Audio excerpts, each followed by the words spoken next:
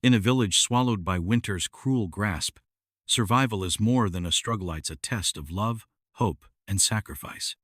This is the story of Thalos, Maris, and their daughter, Aelys, a family bound by love, fighting against the relentless cold. When survival is a question, what would you sacrifice for those you love? Aelys, a tale of winter's grasp. On that dreadful winter night, when the cold winds had decided to freeze even the hopes, a poor family was struggling to save the life of their little daughter. Mother, I am feeling very cold. Father will come soon. Yes, son, your father will come soon. Don't worry, I am with you. God will make everything all right. In the village where life was already harsh, winter had taken an even more ruthless form. The fields were dry. The crops had been ruined and all the doors for labor were closed. Most of the houses in the village were made of mud, in which cold air entered very easily. The condition of Thalos's house was even worse. A broken door, torn roof, and cracks in the walls. Maris was baking 2 rotis with difficulty on the wooden stove. The stove was also burning on just a few dry twigs. Listen, only this much flour is left now. Distribute it to everyone. I will go to work and eat something. Maris knew that this was a lie. Thalos had not got any work for many days. He did not say anything and started turning the flour into rotis. Mother, won't you cook vegetables today? Son, just eat roti today. Look, vegetables will definitely be cooked tomorrow. Aelys, who was sitting in a corner, was quietly watching her mother. She was young but had started understanding the poverty of her house. By evening, the cold became more intense. Thalos looked at the last pieces of wood kept near the door. Maris, light the fire. The children are feeling cold. Maris put the wood in the stove. In a short while, the mild heat of the fire gave relief to the children. Father, will summer come soon after this cold? Yes, son, Thalos replied, but there was no confidence in his voice. By night, the fire started to die down.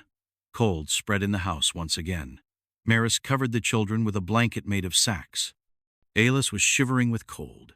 She said to her mother, Mother, my nose is getting blocked. Go to sleep, son. You will be fine by morning. The next morning he went out in search of work.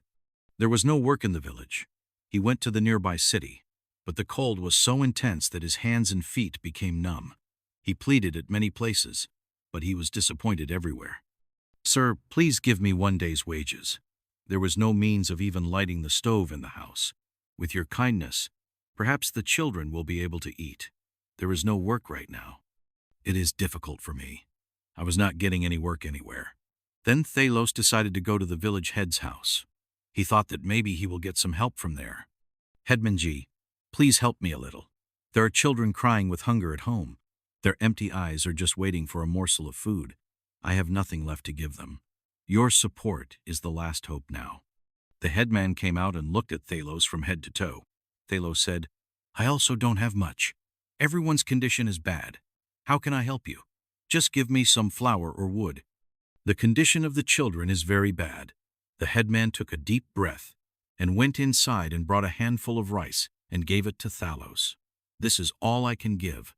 Thalos took the rice saying thank you and returned home. Maris cooked the rice in water and fed it to the children. But this was not enough. As soon as Thalos heard Maris's words that Aelys had a very high fever, and she was in dire need of medicine, his heart was shaken. There was a lot of food in the house as well as medicine. He had no money. His pockets were empty and the cold outside was deadly. Thalos looked at his daughter, whose weak breaths were shaking him from within. Maris, I have to go for Aelys. Even if I have to die, I will try my best to save her. Saying this, he took his old torn blanket and went out. Maris's eyes were fixed on him, and her heart was praying that Thalos return safely. Thalos thought that if he could collect some wood, he would be able to sell it in the village, and with the money he would get, he would be able to buy medicine and food. He started moving towards the forest. Aelys's condition had gone from bad to worse. Her fever had increased so much that her body had started burning. Maris took her in her lap, put wet clothes on her forehead, and started praying to God while crying. Oh God, save my child. She is so young. Don't take her away from me. Aelys looked at her mother. Her eyes were half closed. I am feeling sleepy. Maris's heart seemed to be broken. She hugged Aelys to her chest. No, son, Don't sleep, stay awake. Your father is arranging food. He will be coming soon, you eat and sleep. But Aelys's condition was getting worse. Her breathing had become heavy now. Maris called Thalos, crying loudly, Aelys's father, come quickly. Your daughter is calling you, on the other hand. Thalos reached the forest and started searching for dry wood. But it was not easy. The wood was covered with a layer of snow. Some woods had frozen so hard that his whole body started giving up to break them. He had become numb due to the cold. Then he saw an old dry tree in the middle of the forest, but he had only a small axe to cut it. I have to do this, he said to himself. And with every blow of the axe, his breathing was becoming heavy. Fingers were stiff due to cold, but his daughter's weak condition was defeating his every pain. He cut the tree and lifted the wood on his shoulder, but getting out of the forest was another challenge. Every step on the snowy ground was becoming heavy. Thalos somehow reached the village with the wood. He went to the village community space and called out, does anyone need wood, dry wood, to burn in the cold? An old man came out. Thalos, I will buy the wood, but I don't have enough money. Give me whatever you have.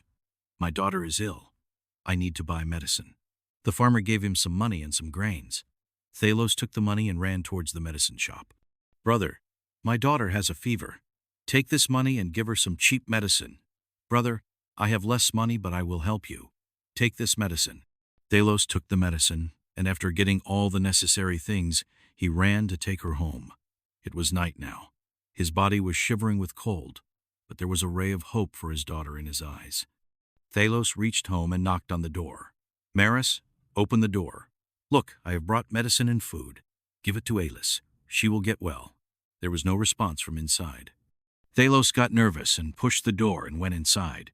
He saw that Maris was sitting in the corner. Her eyes were red. Tears had frozen on her cheeks. Maris, I have brought food. Where is Aelys? Feed her. Our daughter. The cold took away our daughter from us. We could not save her. Can't this happen? Maris, you are joking. Are you saying, where is my daughter? He ran to Aelys. He tried to feel, but her little fingers had dried up. Her eyes were closed. Her face was calm, as if she had fallen asleep in the lap of the cold night. Aelys, wake up, son. Look, father has brought food, your favorite food. Wake up, son. But Aelys did not answer. Her calm breaths had now stopped forever. Thalos hugged her and started screaming loudly. The sound of their crying shook the whole village. There were no tears left in the eyes of Thalos and Maris. They had lost their daughter, but that night they took a decision. I will not let any more children die of cold and hunger. Even if I have to sell everything I have, we could not save our daughter, but we will do something for the children of others. This will be the last wish of our Aelys. That night, amidst the cold winds, a family decided to turn their pain into helping others. Their struggle brought a new light in the memory of their daughter. This cold was giving pain to many houses of Lata, and it was not just of one family. Rather, it had become a tragedy for the entire village. The pain of Thalos and Maris had spread throughout the village. People were scared of Aelys's departure. The next day, Thalos reached the village community space and told the people gathered there, brothers and sisters, my innocent daughter died while suffering from hunger and cold, but we have to do something together so that no other family has to suffer this pain. If we stand united, no other child will fall prey to hunger or cold. The Mukia Ji who was present there came forward after hearing Thalos's voice. Thalos is right. We have to stay together to fight the cold. If we do not help each other, more families will perish like this. This hand is a warning for all of us. The villagers gradually started agreeing. We have to share whatever resources we have. Whoever has wood should distribute it. Whoever has grains should give it to the needy. We will go to every house and ensure that no one has to sleep hungry. Thalos and some young villagers came together. They delivered wood to every house to protect themselves from the cold. The women gathered together to cook food. People were weak. Other villagers opened their homes for them. The headman announced in front of everyone at the village meeting place that we will name this meeting place Aelys Smriti Kendra. Any needy person can get help from here, and together we will ensure that no other child dies of cold.